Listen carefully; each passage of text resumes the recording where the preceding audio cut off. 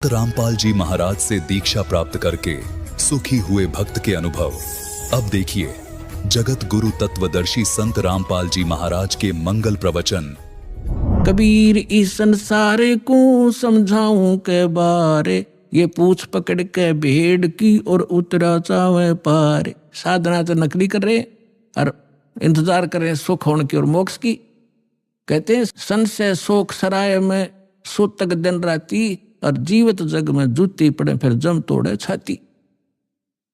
सत साधना ना करने से हमेशा आपके संशय और शोक ये दुख सदा बने रहेंगे, और जीवित जग में जूती पड़े यहाँ नरे कष्ट भोगोगे, और फिर जम तोड़े छाती यम के दूत आगे फिर बहुत दुखी करेंगे जो सत साधना नहीं कर रहे। तो यहाँ क्या बताते हैं परमात्मा, फिर अब जो साधना आप कर रहे थे वो शास्त्र विरोध थी, और जिन भगवानों पर आप सीमित थे वो भगवान कंप्लीट नहीं थे, वो स्वयं नाशवान है, उनकी जन्म मृत्यु होती है। लेकिन सतगुरु मिलने से तत्व ज्ञान का हमें प्रकाश होता है, उसके आधार से फिर हम अपने उस मार्ग पर चलते हैं। कबीर साहब कहते हैं पीछे लग गया जाऊं था मैं लोक वेद के साथ, रस्ते में सतगुरु मिल गए वो दीपक दे दिया हाथ। लोक वेद दंत कथा जैसा सुना सुनाए ज्ञान से हम साधना कर रहे थे, उसी के आधार से हम चल रहे थे। हम अपने ऊपर उदाहरण देकर हमें समझा रहे कि पीछे लग गया जाऊं था मैं लोक वेद के साथ, रस्ते में सतगुरु मिल गए और दीपक दे दिया हाथ। ये तत्व ज्ञान रूपी टॉर्च दे दी, लालटेन दे दी। अब इसकी रोशनी में हम गड्ढों में बोझड़ों में कांटों में नहीं जाएंगे, इसके प्रकाश से हम सुमार्ग पर चलकर मंजिल पर पहुंच जाएंगे। अब हम आप बताते हैं जो आज प्रसंग शुरू किया था कि हम यहाँ किस लिए जन्मे हैं, हमारा उद्देश्य क्या है, हम क्यों जन्म मर रहे हैं। हम अपने बच्चों के लिए अपनी संपत्ति के संग्रह करने के लिए सारा जीवन न्यौछावर कर देते हैं, और हमारे सामने या तो कोई बच्चे की मृत्यु हो जाती है या स्वयं ही हम चले जाते हैं। तो उस समय हमारी बुद्धि काम करने योग्य नहीं रहती, केवल हाहाकार रोना पीटना, अब क्या होगा, बच्चों का क्या होगा, कहाँ जाऊंगा। तो इतनी सी बात समाई रह जाती है।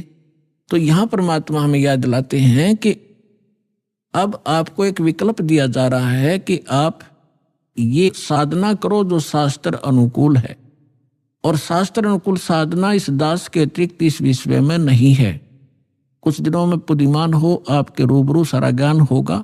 उन महापुरुषों का भी दास दिखाता है, साथ के साथ ये मंत्र बताते हैं, ये मंत्र बताते हैं, ये ज्ञान सुनाते हैं, और ये वास्तविक ज्ञान है, ये वास्तविक मंत्र है, ये हमारे सदग्रंथ प्रमाणित करते हैं। और ये उन्हीं महापुरुषों ने इन मंत्रों का जाप किया जिनको आप मोक्ष प्राप्त मानते हैं, उनके इतिहास से आपके रूबरू किया जाता है, जिससे एक इस उलझे हुए गुत्थी को समझाने के लिए एक पॉइंट के ऊपर ढेर सारे प्रमाण आपको दिखाने पड़ते हैं। जब पिछला रंग हटता है और तब जाकर यह ज्ञान ग्रहण होता है। तो जो प्रसंग चल रहा है कि हम जैसे कई भक्त कह देते हैं कि आपके जैसे कबीर पंथियों से हमारे भक्त मिलते हैं, या राधा स्वामी वालों से, धन धन सतगुरु वालों से, ये ही ज्यादा सतलोक का ठेका ले रहे हैं कबीर पंथी, और ये वो नकली कबीर पंथी। कबीर पंथी हो तो फिर तो बात खत्म हो जाती। पंथ माने मार्ग, वे जो भगवान ने रास्ता बताया कबीर साहब ने, वो कबीर पंथ है, वो कबीर के जी के द्वारा दिया गया मार्ग है, वो कहते हैं कबीर पंथी।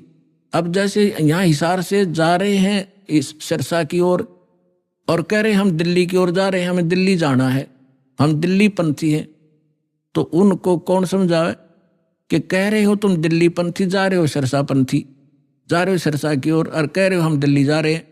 तो कहते हैं कबीर पंथी और जा रहे हैं काल के पंथ पर। तो वो परमात्मा वाला ज्ञान नहीं और वो सत भक्ति नहीं, तो वो कबीर पंथी नहीं है।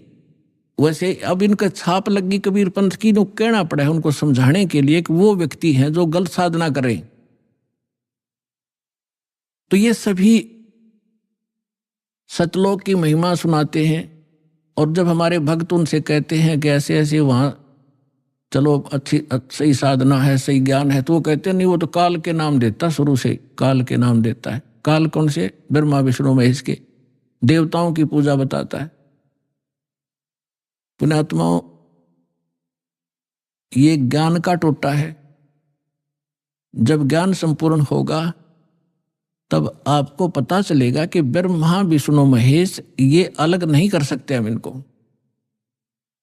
जैसे श्रीमद् भगवद गीता अध्याय नंबर 15 के श्लोक नंबर 1 से लेकर 4 में एक विशेष विवरण है कि ये ऊपर को जड़ और नीचे को तीनों गुण रूपी शाखा वाला उल्टा लटका हुआ एक संसार रूपी वृक्ष समझ लो, और इसकी तीनों गुण रूपी शाखा है। गीता ज्ञानदाता केवल इतना नॉलेज रखता है कि ऊपर ने तो जड़ समझो, और जड़ वो दृढ़ है, वो अविनाशी पोर्शन है जो मूल है इस संसार रूपी वृक्ष का, और उस मूल मालिक है जो जड़ है, सभी का धारण पोषण भी वही करता है, क्योंकि पूरे वृक्ष को, पेड़ को जड़ से ही आहार प्राप्त होता है, खुराक मिलती है। गीता अध्याय नंबर 15 के श्लोक नंबर 16 और 17 में 3 पुरुष बताए, सरपुरुष, अक्षर पुरुष, और 17वें श्लोक में कहा कि उत्तम पुरुष है तो अन्य, सरपुरुष और अक्षर पुरुष से कोई और है उत्तम पुरुष, श्रेष्ठ भगवान, और वही तीनों लोकों में प्रवेश करके सबका धारण पोषण करता है।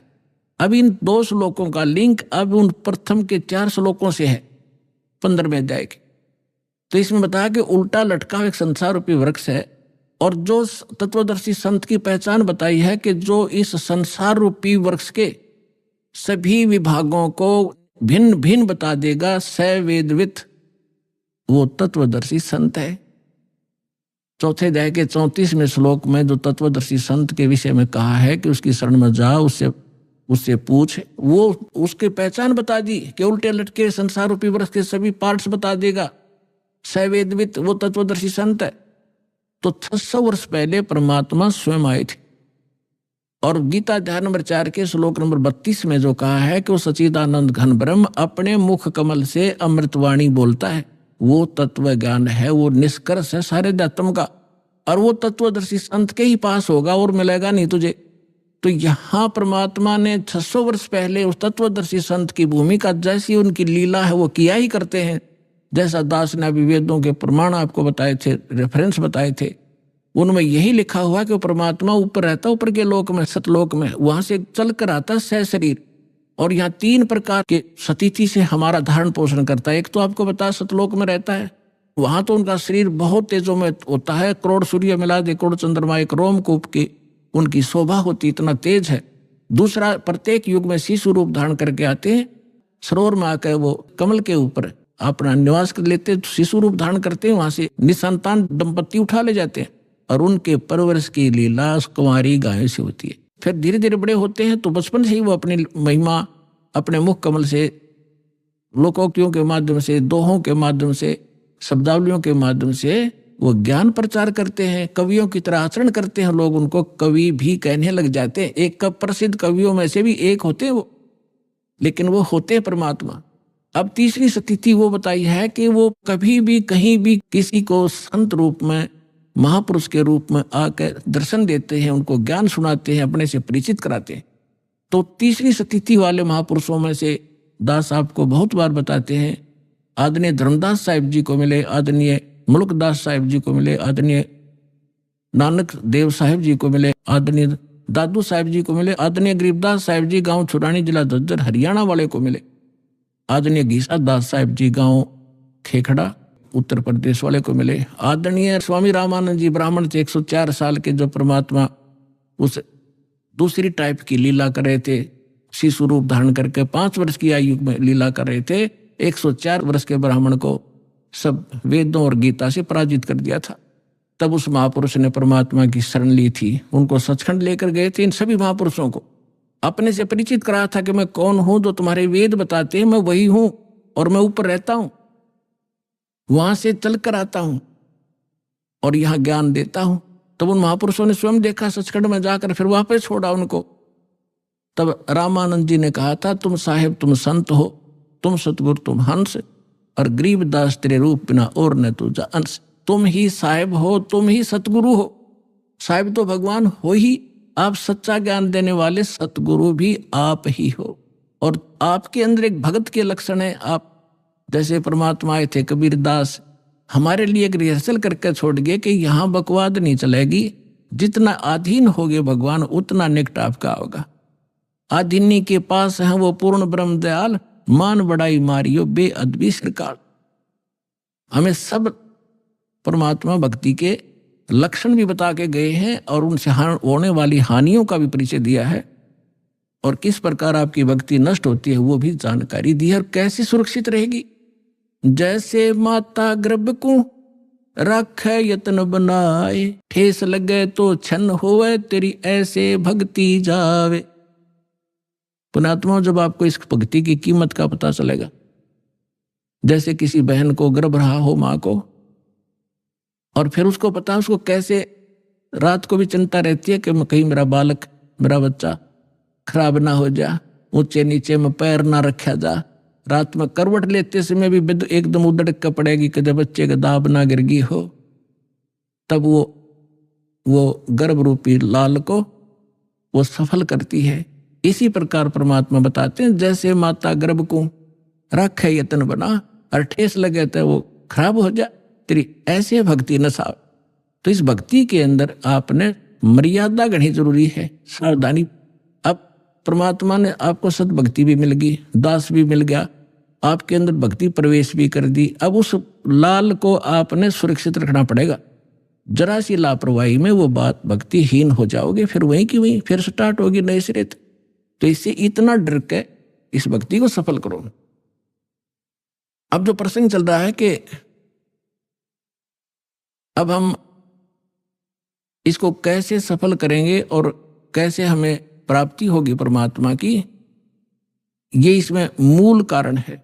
अब जैसे प्रसंग चल रहा था उस पर फिर आते हैं कि तुम साहेब तुम संत हो, तुम तो सतगुरु तुम हंस। अब रामानंद जी ने कहा है कि तुम ही भगवान हो और तुम ही सतगुरु हो, सच्चा ज्ञान देने वाले। तो 600 वर्ष पहले परमात्मा ने आके बताया था।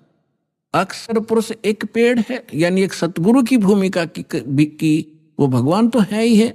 वेद बताते हैं वही परमात्मा आकर यहाँ सच्चा ज्ञान देता है, लोकोक्तियों के माध्यम से, दोहलियों के माध्यम से अपना ज्ञान प्रचार करता है, जिस कारण से लोग अनजान में उनको कवि करने लग जाते हैं, लेकिन वो परमात्मा होते हैं। अक्षर पुरुष एक पेड़ है, सरपुरुष वा की डार, ज्योत निरंजन को सरपुरुष भी कहते हैं, अभी आपको पहले डिफाइन किया था। और तीनों देवा शाखा है भाई पात रूप संसारे। उल्टे लटके हुए संसार रूपी वृक्ष जो जमीन से बाहर दिखाई देता है, उसको डिफाइन किया परमेश्वर ने कि अक्षर पुरुष तना, अक्षर पुरुष तना, उससे एक मोटी डार निकली है ज्योत निरंजन, यह सरपुरुष समझो। उस मोटी डार का फिर 3 शाखा है, रजगुण ब्रह्मा, सतगुण विष्णु, तमगुण शिव जी। और पात रूप, उन तीनों शाखाओं के आगे फिर हम पात हैं। अब यहां एक तो ये जो इनकी धारणा और सोच गलत है, उसको दास क्लियर करना चाहता है कि जैसे हम कोई पौधा लाए आम का और उसको जड़ की तरफ से बोना चाहिए, समझदारी है गड्ढे में, और जड़ की सिंचाई करनी चाहिए। तो जड़ की सिंचाई हम करेंगे तो वो तना भी, डार भी और टहनी भी बड़ी होंगी, वो पेड़ बनेगा। और हमने क्या कर रखा कि हमने पौधा उल्टा रोप लिया भक्ति रूपी, हमने ब्रह्मा विष्णु महेश इन शाखाओं को इष्ट मान लिया और इनको गड्ढे में डाल दिया, इनको तो गड्ढे में डाल लिया, जड़ कर दी ऊपर ने, और हम सिंचाई करने लगे इनकी। आपको एक चित्र दिखा देता हूं, जल्दी समझ में आ जाएगी। ये देखिएगा, हमने पौधे को कैसे बीजना चाहिए था और बीज कैसे दिया। ये है ऊर्ध्व मूलम अधः शाखम, ऊपर को जड़ और नीचे को शाखा वाला ये उल्टा लटका हुआ संसार रूपी वृक्ष है। और परमात्मा ने इसकी डिफाइन किया है, अक्षर पुरुष एक पेड़ है, ये परमात्मा की वाणी है। निरंजन कहो सरपुरुष को हुआ की डार, और तीनों देवा शाखा हैं, ये पात रूप संसार। ये इस जमीन से बाहर जो दिखाई देता है उसको पेड़ बोलते हैं। अक्षर पुरुष एक पेड़ है, सरपुरुष यानी ज्योत निरंजन वा की डार, और तीनों देवा शाखा हैं ये पात रूप संसार। हम यहां पर हैं पात रूप संसार, और वो जो तीनों लोकों में प्रवेश करके सबका धारण पोषण करता है वो है उत्तम पुरुषत्व अन्य। ये है जड़ मूल सबका मालिक। यहां से हम सबको आहार मिलता है, यानी इस सरपुरुष अक्षर पुरुष और ब्रह्मा विष्णु महेश तक का पालक यही है, लेकिन थ्रो प्रॉपर चैनल हम तक पहुंचता है। अब जैसे श्रीमद् भगवत गीता अध्याय नंबर 3 के श्लोक नंबर 10 से लेकर 15 तक विशेष विवरण है कि जब ब्रह्मा जी प्रजापिता ने सबसे पहले सृष्टि रचकर उनको संदेश दिया था कि तुम अपने यज्ञ अनुष्ठान करो और उसके द्वारा देवताओं को बढ़ाओ, शास्त्र अनुकूल साधना करो और उनसे देवताओं को बढ़ाओ, और बड़े हुए देवता तुम्हारे को बिना मांगे ही इच्छित फल दिया भोग दिया करेंगे, और जो अपने संस्कार प्रारब्ध में मिले हुए से और उसमें से कुछ दान धर्म पुण्य नहीं करता वो तो चोर है भगवान का।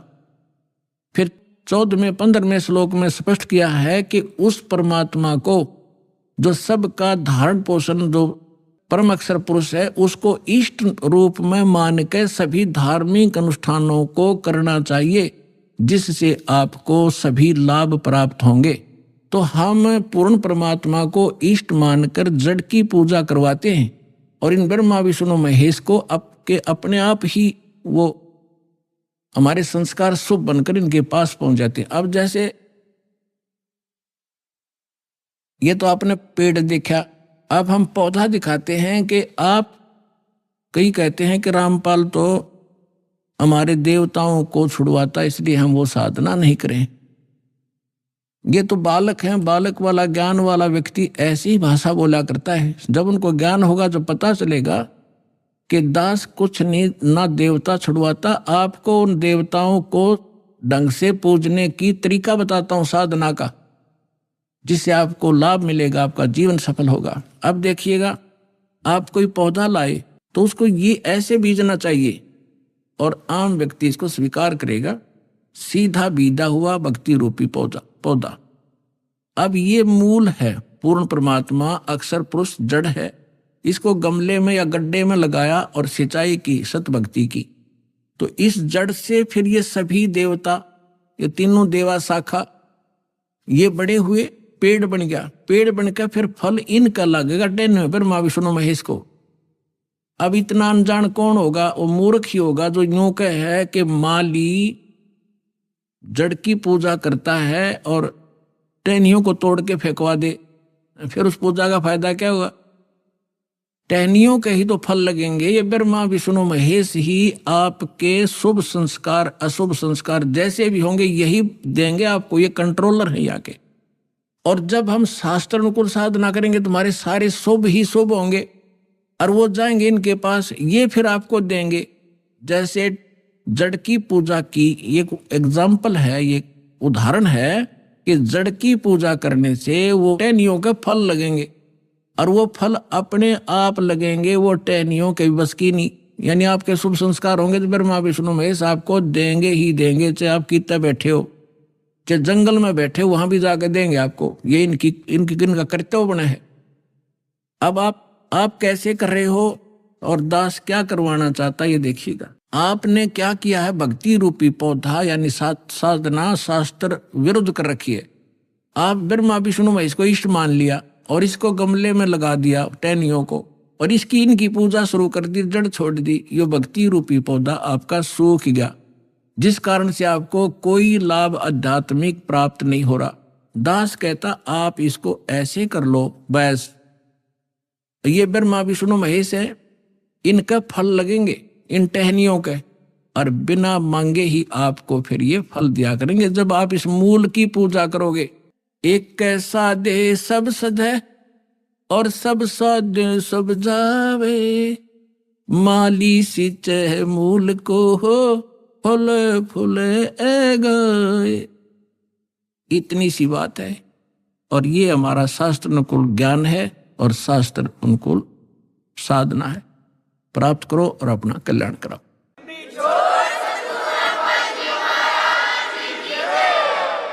पुण्यात्माओं, सौभाग्य आपका, आपको ये अमृत वचन, ये तत्व ज्ञान सुनने को मिला और परमात्मा की दया हुई। ना इस काल के कोल्हू में हमारे दादे मर गए, परदादे मर गए उसी परिवार पोषण में, और ये यहाँ तक लाने का कारण भी परमात्मा ही आपको मेहर कर रहा। सत्कर मान लेना, ना एक कदम भी इधर नहीं चले दे, काल इतना दुष्ट है।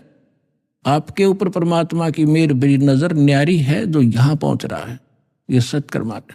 तो इसलिए पूरा ज्ञान सुनो, आपके हृदय में जो मैल है सारा साफ होगा, भगवान विराजमान होगा, सारे काम ठीक होंगे, आपका रोग कटेगा, आपको धन मिलेगा और मोक्ष मिलेगा, सतलोक चलेंगे, फिर जहाज में बैठकर चलोगे।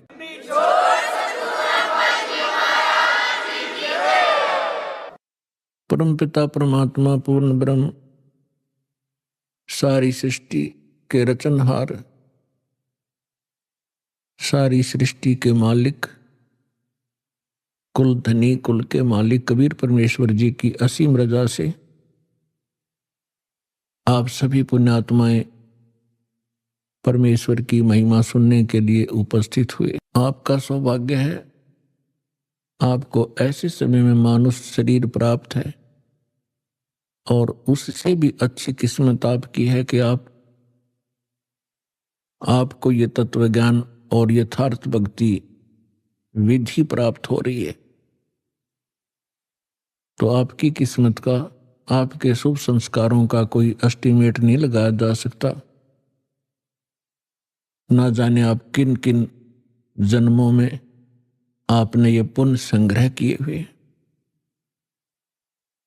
लखबर सूरा जूद ही लखबर सांवत दे, लखबर यति जहान में तब सतगुरु शरणाले। तो आप ऐसी महान आत्माएं किसी न किसी युग में रहे हो, आपने परमात्मा के लिए बड़े बड़े सैक्रिफाइस किए हैं, आपने राज भी त्यागे हैं, आपने बहुत बड़ी कुर्बानियां दी हैं, तब आज आपको यह शुभ समय प्राप्त हुआ है। धन्य है आपके माता पिता जिनसे जन्म हुआ। परम पिता परमात्मा की असीम रजा से आप यहां पहुंचे हो। आपको जितना ये अध्यात्म ज्ञान होता चला जाएगा, उतना ही आपको सरप्राइज होता रहेगा, आश्चर्य होगा कि सचमुच सहज में भगवान मिल गए, सहज में वो ज्ञान मिल गया जिसको ऋषि महर्षि नहीं प्राप्त कर सके। ब्रह्मा विष्णु महेश को भी वो ज्ञान प्राप्त नहीं हुआ जो आज आपको भगवान ने प्राप्त करा दिया, और सहज में करा दिया। अब जो कमी रहेगी तो आपकी रहेगी। तो इसके विषय में परमात्मा कहते हैं स्वयं ही कि समझा है तो सिर दर पाओ और बहुर नीरे ऐसा दाओ। यदि आपको ये ज्ञान समझ में आ गया कि हम कहाँ रह रहे हैं और किस उद्देश्य से हम जी रहे हैं और हमने करना क्या चाहिए था, हम कर क्या रहे हैं, तो अब सिर पे पैर रख लो। सिर पे पैर रखना, बहुत तेज दौड़ना किसी आपातकाल स्थिति में, कहीं कहीं पैर टिका करे व्यक्ति के। तो अब आपको ऐसा समय मिला है कि इस समय रहते रहते आप अपना कर्म बना गए तो मोक्ष प्राप्त हो जाएगा, सदा के लिए झंझट मिट जाएगा। आप इस लोक में रह रहे हो, आपके बच्चे आपको कितने प्रिय हैं, आपके माता पिता आपको कितने प्रिय हैं, आपके पति पत्नी भाई बहन आपको कितने प्रिय हैं। आजीवन आप जिस संपत्ति को संग्रह करने में लगाते हो आपको कितनी प्रिय है, उसके लिए ना जाने कितने झगड़े कर देते हैं, लड़ाई कर लेते हैं, मुकदमे कर देते हैं। तो ये कितनी अच्छी वस्तु है जिसको आप इतना लगाव रखते हो, तो और फिर ये तुरंत छोड़ देनी पड़ती है, मृत्यु हो जाती है। ये क्या कारण है? जब आपका ये कारण समझ में आओगा तब आपकी रुचि बनेगी परमात्मा के पाने में। और सतलोक जाने की, अन्यथा ठीक है जैसा करोगे, अन्य कहीं आपको ऐसा स्थान नहीं मिलेगा जहां आपकी भक्ति शास्त्र अनुकूल हो। और शास्त्र अनुकूल साधना करने से आपके इतने शुभ संस्कार बन जाएंगे, यदि पार नहीं हुए तो आप ना जाने कितनी बार तो देवता बनोगे इस भक्ति से। इतनी महत्वपूर्ण भक्ति है, इतनी कीमती है, इसकी इतनी वैल्यू है। और ना जाने कितनी बार पृथ्वी के राजा भी बन जाओगे अपने ही पुण्य कर्मों से। और फिर उससे भी अधिक आप फिर कुत्ते, गधे, सुअर भी बनोगे। तो इस झंझट से छूटने का, इससे छुटकारा पाने का अब समय आ गया है। अब इसको चूकना नहीं है। बुद्धिमान व्यक्ति हो, एजुकेटेड होगे, परमात्मा ने हर तरह से रजा बख्श रखी है, आपको शिक्षित किया, सदग्रंथों से दास को परिचित किया, और फिर ऐसे इंस्ट्रूमेंट बना दिए कि आप घर बैठे देख सकते हो। अब भी कोई परमात्मा प्राप्ति नहीं कर सकेगा सतलोक जाने की इच्छा जिसकी नहीं बनेगी, तो फिर वो मनुष्य के शरीर में पशु ही है, मनुष्य नहीं है। इस ऐसा ज्ञान परमात्मा ने आपके रूबरू करा दिया है।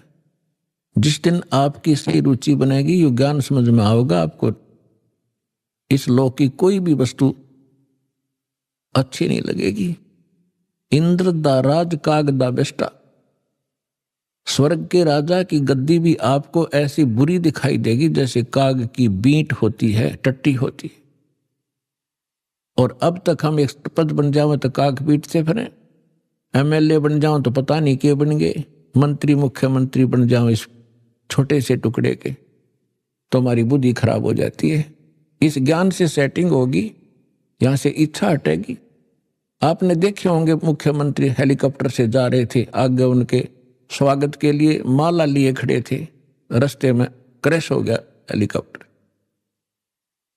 और उस भगत जी के हड्ड भी ना पाए कि 3 दिन तक। तो खाक है यह जीवन। तो आपने गहराई से सोचना पड़ेगा। ये कोई डूम बाट के गीत नहीं है, परमात्मा का बता आध्यात्मिक मार्ग है। और परमात्मा कहते हैं ये कहन सुन की बात नहीं है, ये कर पाड़ने की। पुण्यात्माओं, आपको आज के सत्संग में सुनाया था कि परमात्मा स्वयं आते हैं यथार्थ ज्ञान बताने के लिए, और अपनी प्यारी आत्माओं को, अच्छी आत्माओं को मिलते हैं। गोता मारूं स्वर्ग में, जा बैठूं पाताल, गरीब दास ढूंढता फिरूं, अपने हीरे मोती लाल। कबीर साहब गरीबदास साहिब जी को मिले, सतलोक में लेकर गए, जहां से हम आए हैं, जहां हमारा निज स्थान है, जहां हमारे पिता रहते हैं। और वो परम पिता फिर वापस छोड़ के गए उनको इस पृथ्वी पर। आंखों देखा वो वहां का नजारा, वो दृश्य, सारा दृश्य, और परमात्मा से प्राप्त उस ज्ञान से परिचित होने के बाद गरीबदास साहिब जी ने बताया कि परमेश्वर ये कह रहे थे, गोता मारूं स्वर्ग में, जा बैठूं पाताल, गरीब दास मैं ढूंढता फिरूं, अपने हीरे मोती लाल। आप उस परमात्मा के वो हो, हीरे और मोती, यानी बहुत ही प्रिय आत्मा हो। आप तक परमात्मा ने किसी भी माध्यम से संदेश पहुंचाया है और अपनी शरण में लिया है। आप वो पुण्यात्माएं हैं। अब जब परमात्मा यहां आए हुए थे, घर घर डोला करते थे, कहीं भी चौराहे पर खड़े हो जाते थे, एक तारा लेके अपनी अमृत वाणी को सुनाया करते थे। परमात्मा की वाणी में आत्मा को अट्रैक्ट करने का इतनी पावर है जैसे चुंबक लोहे को खींच लेती है।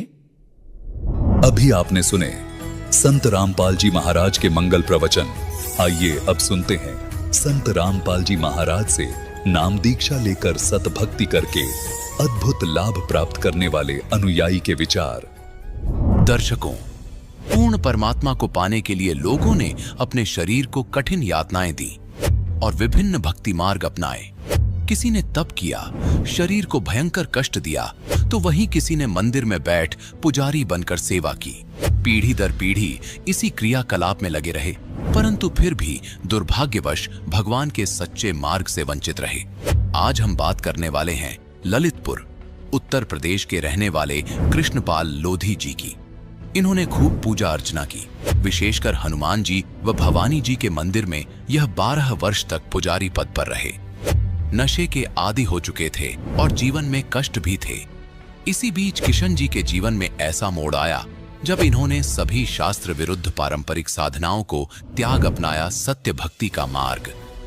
दर्शकों, कृष्णपाल जी को मिली जगत उपकारक तत्वदर्शी संत रामपाल जी महाराज जी की शरण, जिन्होंने इनके दुख भरे जीवन की किताब में सुख भरे पल अंकित कर दिए।